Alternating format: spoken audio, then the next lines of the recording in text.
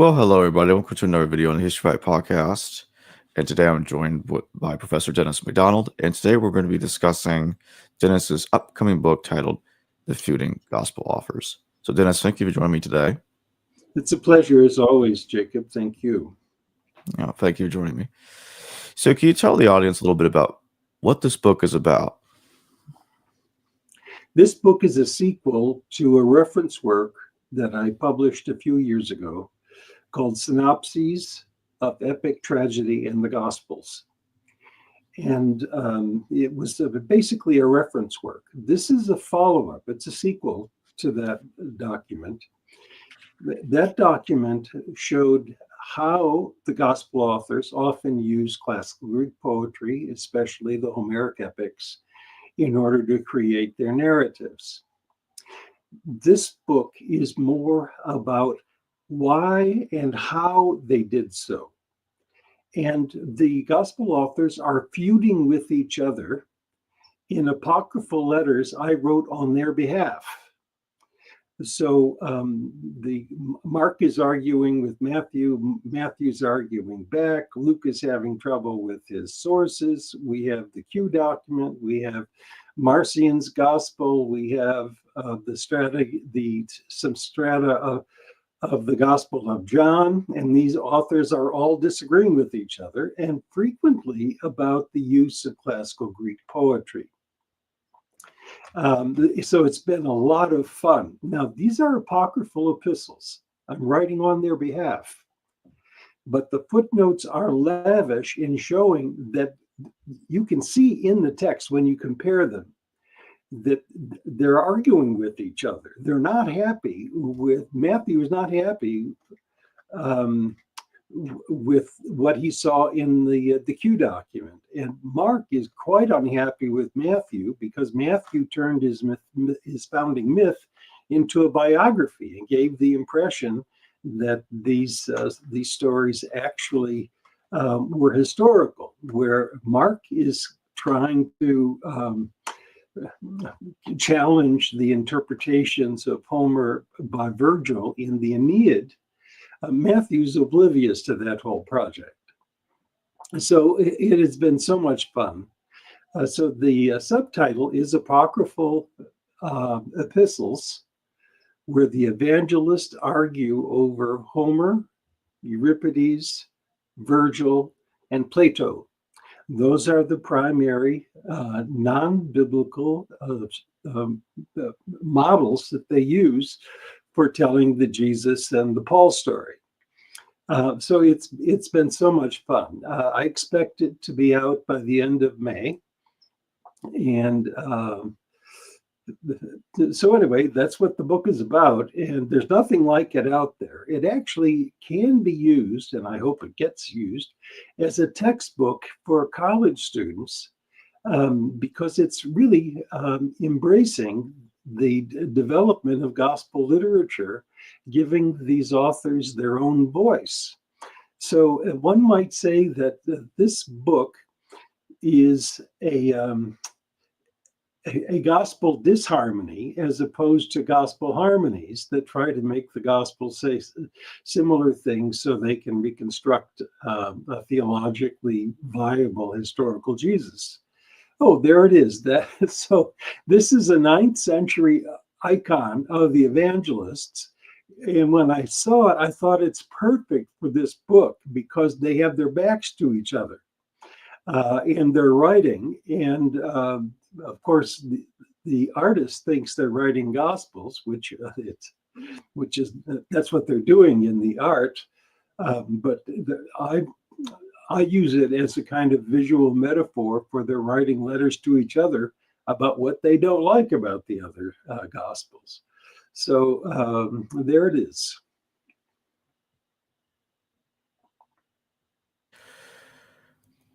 All right, do you want me to go ahead and bring up the content slides? Yes, do that. I think that's a good idea. All right, I'll switch there real quick.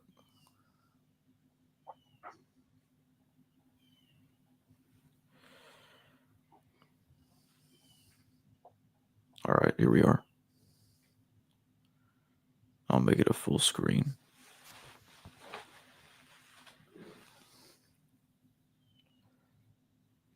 Yeah, you'll have to scroll down to get to the contents.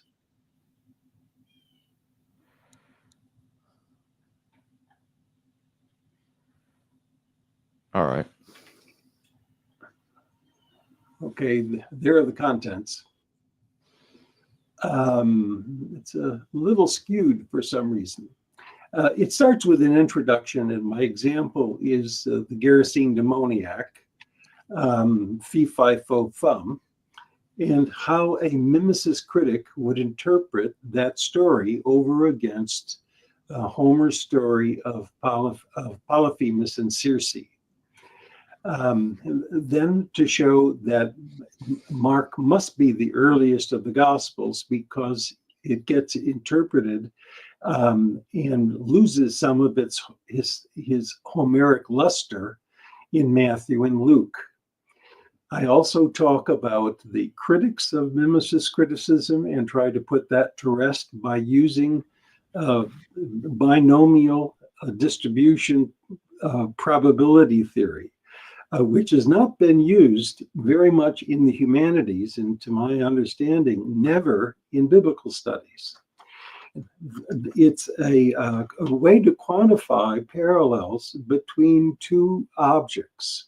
In this case, it would be a text of the Mark 5, 1 to 20, the Gerasene demoniac story, and the story of Polyphemus. And you do so by motifs, not by lexical items, not by wording, but by motifs. And then you apply this formula to it, and you get 100% probability that there's a connection between these texts. Now, it doesn't tell you why you have that connection, but it does say that you can't ignore those connections. They're there. I use that throughout the document to demonstrate that you cannot escape Homeric imitations in these texts, especially when you find parallels also in the Aeneid. So let me walk through the major parts of this text, the Feuding Gospel authors. Part one is an introduction that Luke gives to Theophilus about his founding myth that emphasizes that Jesus is more noble and even more powerful than Virgil's Aeneas in the Aeneid. Then part two is a feud between Logographos, that's the author of the Q document, which, its title no doubt was the Logoi of Jesus, and Mark. And the author Logographos uses the Odyssey sympathetically occasionally for characterization, but he's more interested in imitating Deuteronomy to make Jesus the prophet like Moses that was promised at the end of Deuteronomy. Mark, though, has a different project. He's doing a founding myth to rival Virgil's Aeneid, and to do so, he's imitating many of the same passages that Virgil did in the Aeneid. And he's not expecting his readers to take it as history. He's interested in having them understand it as a rival to the Aeneid, which was the great founding myth of the Roman Empire. And Mark is doing so because he's writing in the aftermath of the Jewish War, and thinks that the followers of Jesus need to have a founding myth of their own. Then we get to part three, which is a feud between Logographos and Matthew. Matthew is making Jesus more Torah observant than he would be in the Logoi document. Let me scroll down here.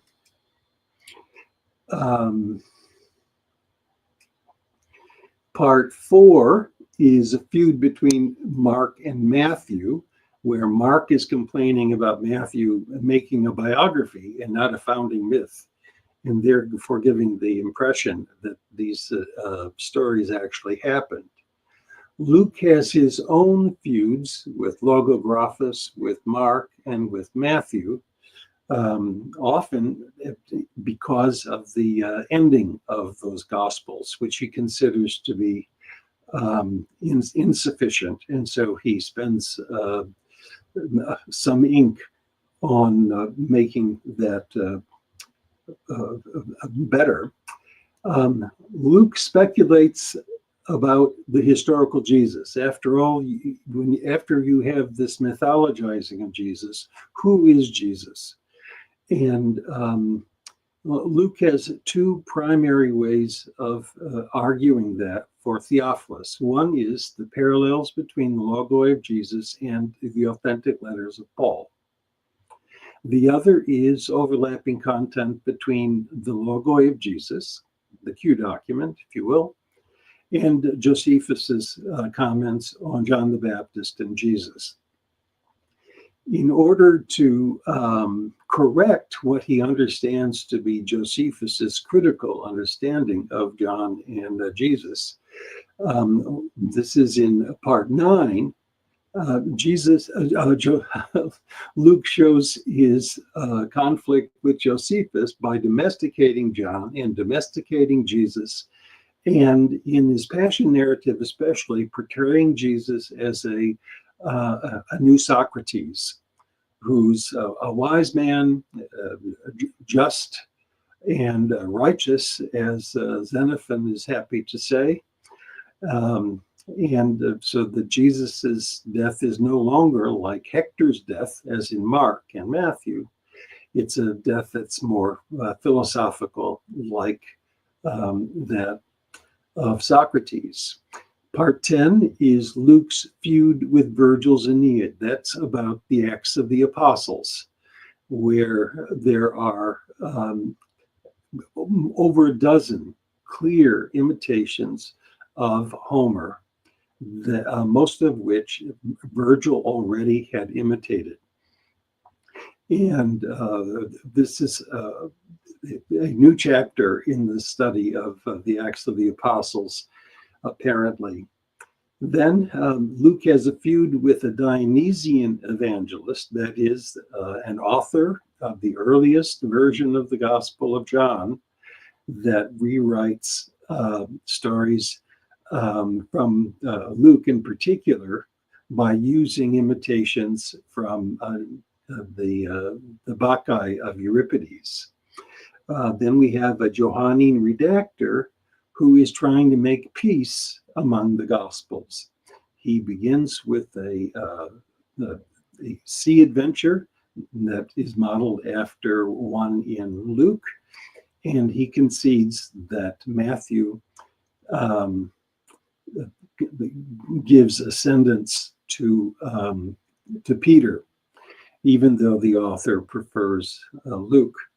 And then we have a feud between Theophilus and Marcion, in which I talk about Marcion's gospel as a truncation and really violation of the Gospel of Luke. And then finally, Irenaeus' peacemaking among the evangelists, claiming that you have to have 4 Gospels and all of them need to be considered canonical. If we can go right to the next slide that says conclusion, I think this is a good way to illustrate the density of these imitations of classical poetry. Now, I have to insist, I have to be honest, that this approach to the Gospels is definitely a minority position in biblical scholarship. And it's a uphill battle, but this binomial theory is very helpful. So we need the different slide that says conclusion. There we go. This is set up to demonstrate how many parallels there are between Homer and the Gospels. And I don't mention Euripides, I don't mention Sophocles and Aeschylus, I don't mention Plato. This is just texts that were attributed to Homer. And I know that reading things in a podcast are not very helpful, and I won't read the whole list, but I'll give you a sense of how this works. At the top of the page, you can see imitations of the Iliad.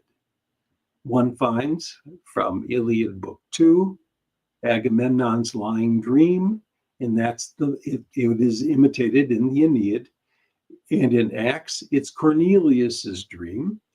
And with binomial testing, the likelihood of there being a connection is 99.84%. Also from Book 2 is a portent of the serpent and sparrows. And Virgil imitates that as well. And in Acts, Peter's vision of reptile and birds. We have in Book 6 of the Iliad, Hector's farewell to Andromache. Virgil imitates that. And in Acts, we have Paul's farewell to the elders. They're 99.91%. We have the Agamemnon's council in Iliad 9, imitated by Virgil. In an Acts, it's the Jerusalem council. Now, finally, we get to Mark. In Book 16 of the Iliad, there's the healing of Glaucus's wound. Virgil has that for Venus healing Aeneas.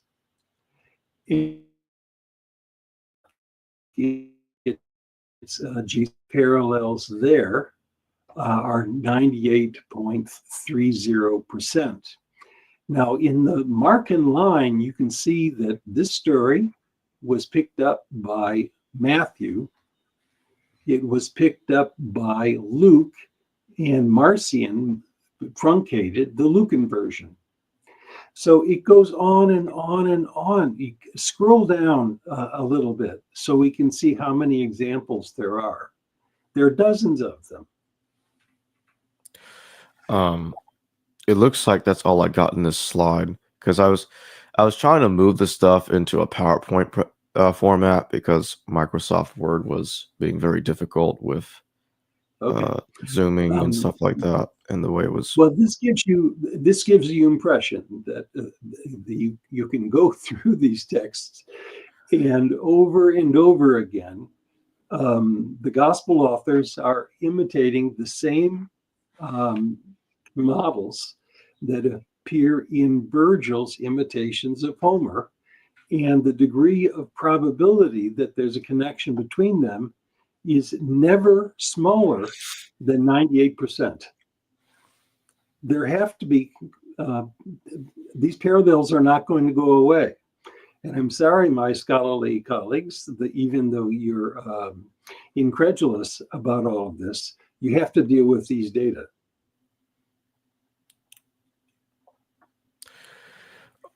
I'll get the additional imitations up on a separate slide. Just give me 1 second.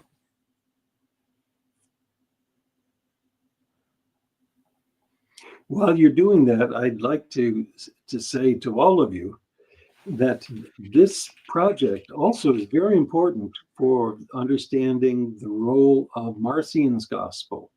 It clearly is a truncation of Luke.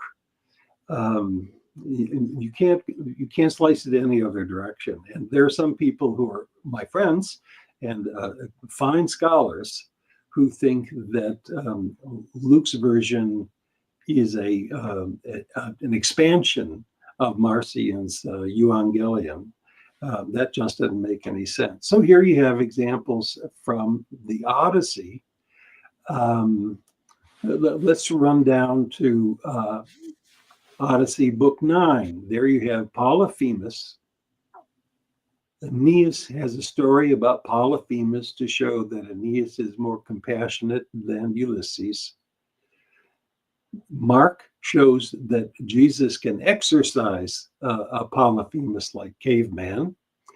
And the probability here of that the shared motifs are not accidental is 99.92%. And you can see there also that Mark's version appears it influences Matthew, it influences Luke, and Marcion's version is much shorter and is a truncation. Drop down to, well, let's see.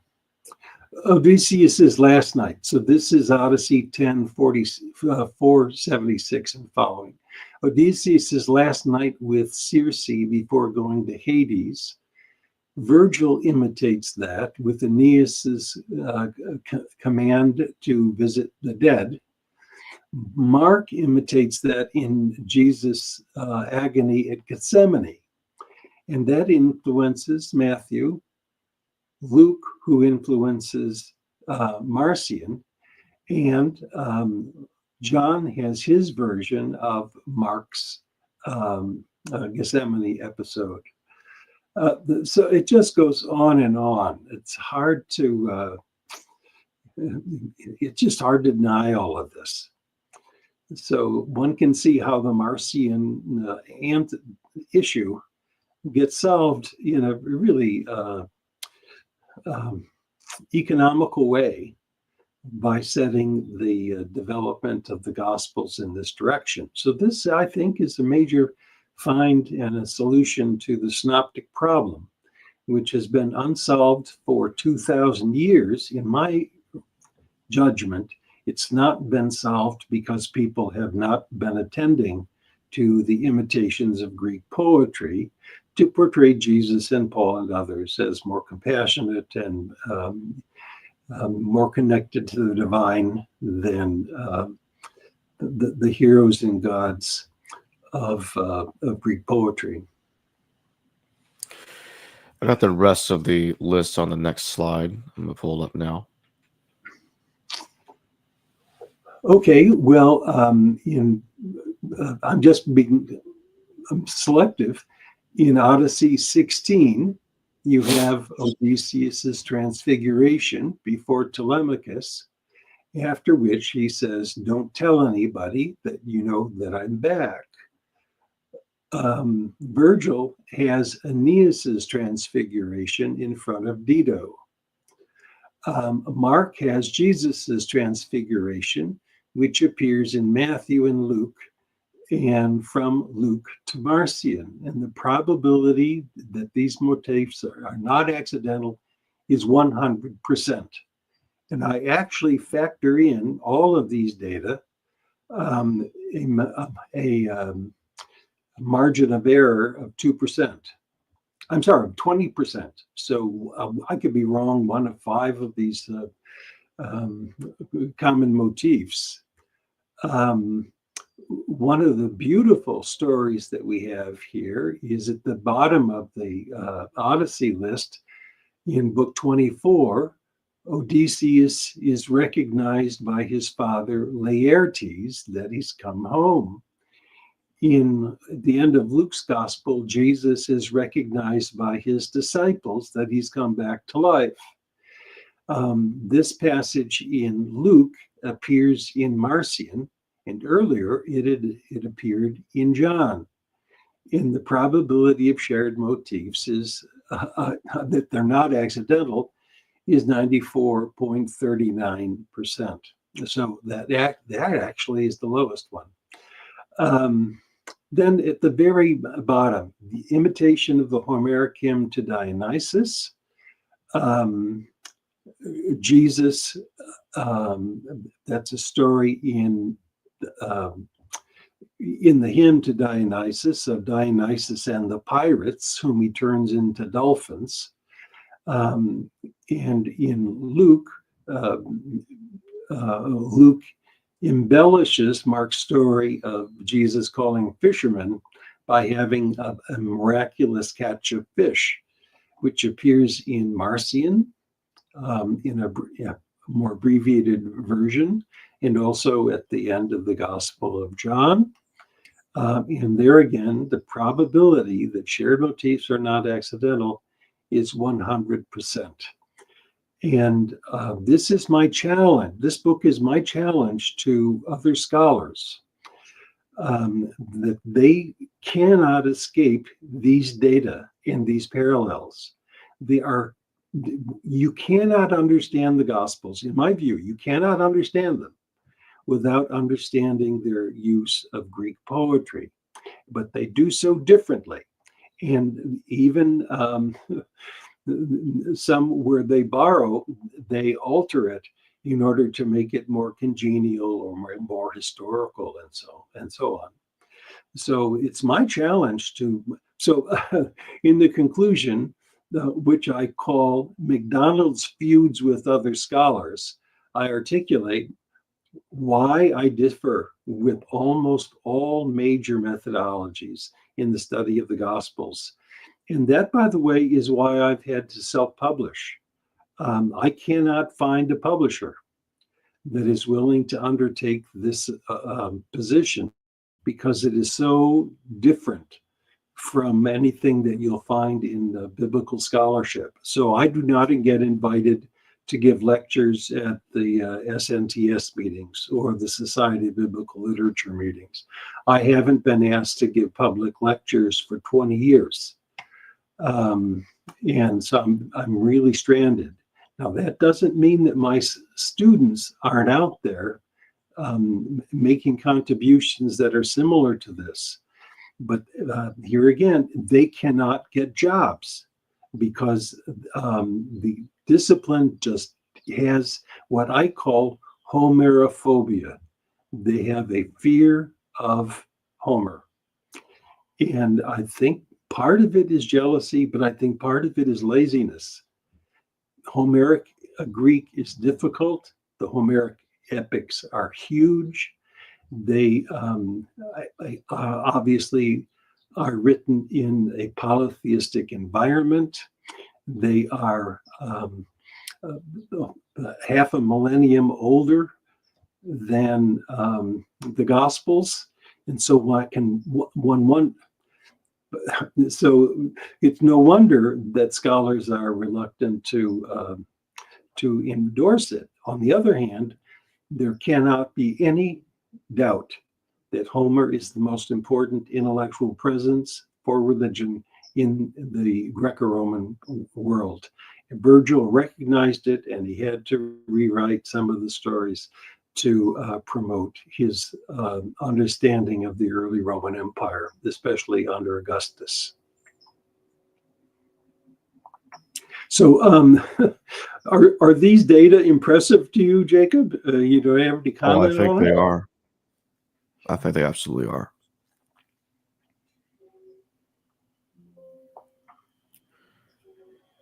So I've had a lot of fun writing these accounts on behalf of these on behalf of the evangelists. Let me say that in each case, I understand why these gospel authors are differing from others. And I think that it's a noble enterprise. And they are serious intellectuals for the growth of the Christian community. But they have different tasks and different challenges. For the author of the Q document, Jesus offers an alternative understanding of Israel under the rubric of the kingdom of God, in which the Mosaic law is relaxed, a canonical Hillelite, if you will. Mark comes along and he's writing after the war, and he wants to give fortitude to those who are suffering after the war. And they need a hero who is a martyr and who is vindicated by God. And I think that that's an appropriate theological response to what the needs were. Matthew comes along and he wants to make sure that the readers know that Christians are an offshoot of Judaism. And therefore, the things one finds in the Q document that relax Torah observance in Matthew become increased. You have to have more righteousness than scribes or Pharisees, so that the community is considered to be the legitimate offshoot of Judaism. Luke comes around and he's interested in having a gospel for Gentiles and to have a founding myth that goes beyond what one would have just in the Gospels, but to include the Pauline mission. And here he just opens the door with Homeric imitations, the Acts of the Apostles, including shipwrecks, tearful farewells, apologia, that is speeches of defense, counsels and emissaries and visions, and so on. It's really quite marvelous. John comes along, that is the earliest author, comes along, and he wants to make Jesus a donor deity who can show people a good time and not just tell them to give up their goods and give to the poor and carry their crosses. So Jesus's first miracle is turning water into wine to drunks at a wedding.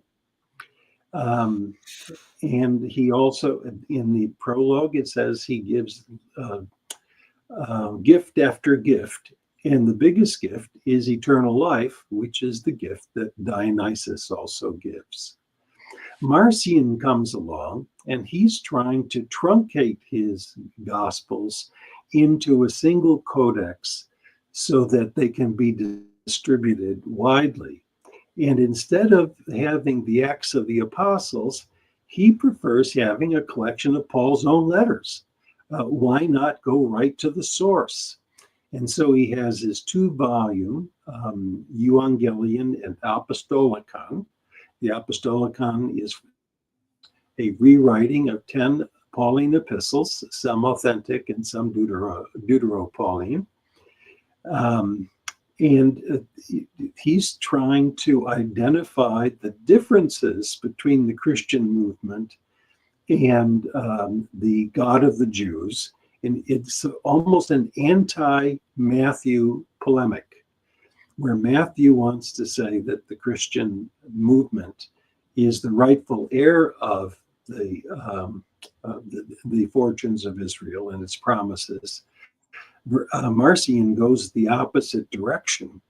And in that case, ironically, he agrees with Jewish opponents who also say that the father of Jesus could not be the God of Moses. So that's a kind of thumbnail about what these feuds are about. And one can document them with the gospel parallel. Just by comparing the text to each other, you can see that you have these fights going on. And in my view, as far as I know, no one has attempted to catalog these oppositions. Because there's been an interest in harmonizing them for a historical Jesus.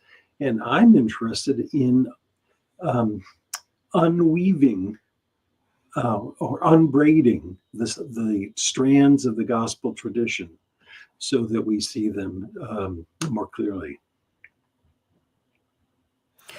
When does your book come out, Dennis? I have a provincial date of May 12th, which is less than, it's about 10 days away now. It's less than that, actually. It's about a week. But it depends on my daughter finishing her copy editing and a few other technicalities that we have to deal with Amazon. But it surely will be out by the end of May. By the way, it's also going to be made available in Kindle. And the reason that's important is that Amazon is reluctant, even insistent, on not sending books overseas because of the cost of transport. So this is going to be available in a Kindle form, And we're also going to make 2 or 3 translations of it in other modern languages. So it should be easily available. The ones in 4 languages will be free. The Kindle version will be about a third the price of a hard copy. But because it's self-published, this book will not break the bank by any means.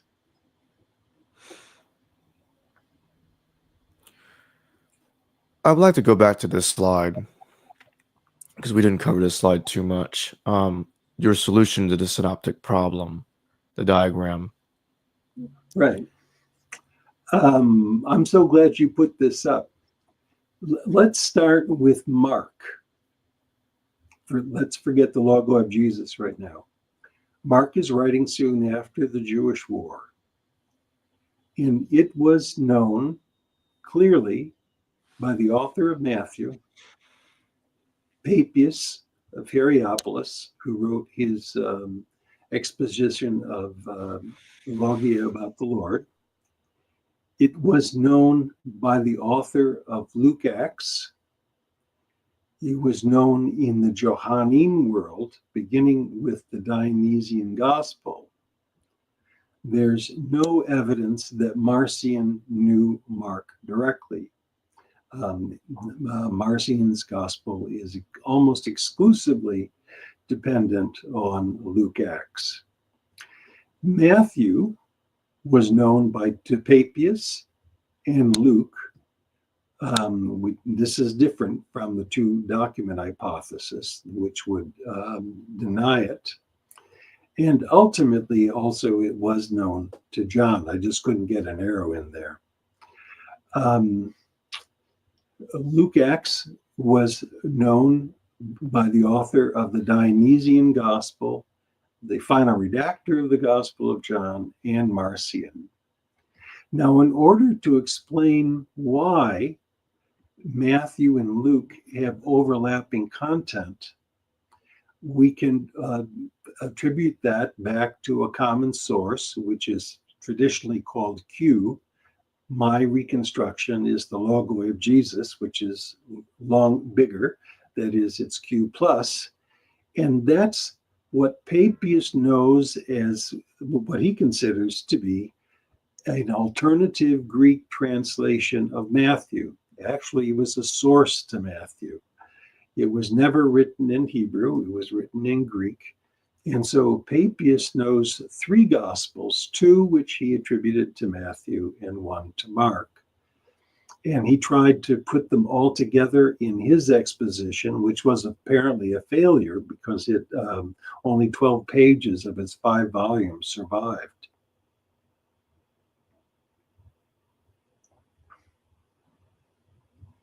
So this is my solution to the synoptic problem. Mark in priority among existing Gospels. Papias knowing Mark and 2 Matthews, one of which actually was the Logoi of Jesus. And the author of Goodacre knowing Papias, Logoi, Mark, and Matthew. So he really is something of a librarian. I want to ask you about when you say that Papias knew 2 Matthews. One of the Matthews that he talks about is a Hebrew Matthew, in which he says that Matthew wrote in the Hebrew dialecto. Is that the one that you are thinking is Q, but it's not actually a Hebrew gospel? That's right. No, okay. You got it just right. And where is the other Matthew in Papias's writings then? Well, the other Matthew is the Logoi of Jesus. So he thinks that it's a very complex question. Let me put it in a simple way. John the Elder and Papias saw that Matthew and the logo of Jesus shared lots of content that was not in Mark. And they have in Mark and these two other gospels have the content in different sequences. His solution was to say, well, Peter recorded what Jesus had taught, and but he didn't remember them in sequence. Matthew remembered them in sequence because he was there, and he was trying to write a biography of sorts. But these two Greek translators botched it up, including probably the suicide of Judas to rescue his reputation. They didn't like that. And so instead of blaming Matthew for the problems, they blamed the Greek translators. And the Papias says, well, they did the best they could. And at least they made Jesus's words available in Greek. And then Papias comes right out and says, I'm going to rearrange it and get it in the right order. That was where Luke got the idea of saying he was going to put it in the right order. And he had the same three gospels that Papias did. He had the logo of Jesus, he had Mark, and he had Matthew. Those are the ones that Papias had. And this commonality has been overlooked by almost every scholar.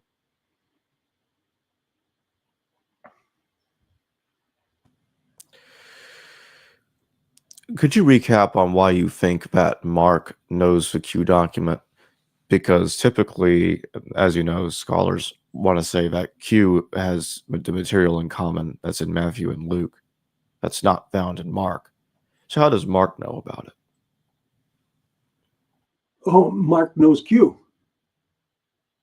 There can't be any doubt about it. And in fact, one version of the two-document hypothesis that's called the modified two-document hypothesis says once you reconstruct Q, and you do so by trying to get rid of Mark and influence, you still have too many overlaps to say that Mark did not know Q. And this, there's one of my doctoral students did research on from the very beginning. Some scholars held to a two-document hypothesis that included Mark's knowing of the Q document. So there really can't be any doubt about. I'll give you some examples. In the Q document, Jesus is saying, and this is in every version of Q, avoid the yeast of the Pharisees. That expression appears in Mark, and it introduces the story about the disciples forgetting the feeding of the 5,000 and the 4,000. And they misunderstand the saying. Another example, word for word. Blessed is the one who comes in the name of the Lord. That appears as a threat in the Q document. It appears as the height of the affirmation of Jesus in the triumphal entry. Blessed is the one who comes in the name of the Lord. It goes on and on, Jacob. In this, another book that I didn't mention is Must the Synoptics Remain a Problem? And it has not sold well, and I'm frustrated by it. But there can't be any doubt that Mark knows the Q document. Once you get the Q document, you've got to account for Mark's overlaps. And one of the ways of identifying these Mark's use, which isn't the only one, but one of them is the doublets. Matthew and Luke both have repeated sayings, one of which comes from Mark. The other one comes from who knows where. I know where. It comes from Q. That's where Mark got it.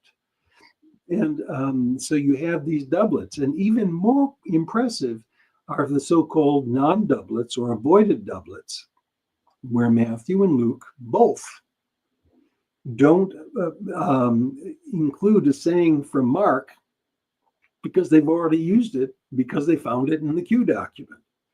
So here's one of the things that's really frustrating to me, Jacob. There are lots of scholars who know Greek well and who look at these Greek parallels with great sophistication, and my hat is off to them. But too often, and by the way, this is careful philology, and it's the kind of research that good classicists do all the time. Unfortunately, there are too many people who have slingshots out there who are making comments about the synoptic problem who don't know shit about Greek, and they don't pay attention to the philology. And I get really angry about it because some of us have spent our careers going carefully and comparing these texts in Greek in order to determine what is the nature of their development. And bless your heart for a podcast, but I'll tell you, the internet is no friend to good philology. And one of the things that I'm most proud of, is reconstructing Greek texts, apocryphal acts from Greek and Latin and Coptic and Armenian. And this kind of philology is necessary for figuring out the synoptic problem. So when I find people simply dismissing Q because we don't have a clear fragment of it, that's just BS. That is just lazy. Learn your Greek and get there with Greek parallels and figure out why it is that these Gospels, even though we know in what order they were written, often have more primitive content than the sources they're using. They're getting it from somewhere, and I want to know where you think you get it. And I know not everybody can be a scholar, but I also think not everybody has to poo-poo scholars who are spending their time doing careful philology. And I'm sorry to vent this way, because I'm sure that some of the people who are watching are among those who are kind of flipping off the Q document simply because they don't know the Greek. And if you don't have classicists all the time are reconstructing texts that have been lost. That is something that and you can do, and that certainly happens with the apocryphal Acts of Apostles and other apocrypha. You have to reconstruct common lost sources in order to patch together these texts. And there's so much anti-intellectualism in the study of the Gospels that it's a real pity.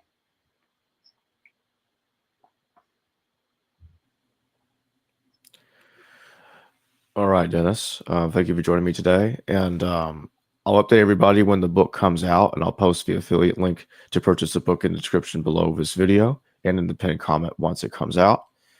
And I'm sure we'll be doing future content to continue to promote the book once it comes out. I look forward to it. All right. Thanks again, Dennis. Hello viewers, thanks for watching this video from the History Valley YouTube channel. Please don't forget to subscribe and hit the notification bell. And if any of you wish to further support this channel, please consider checking out this channel's Patreon page and becoming a patron, and or donate through PayPal or through Super Chat during your live stream. Thank you.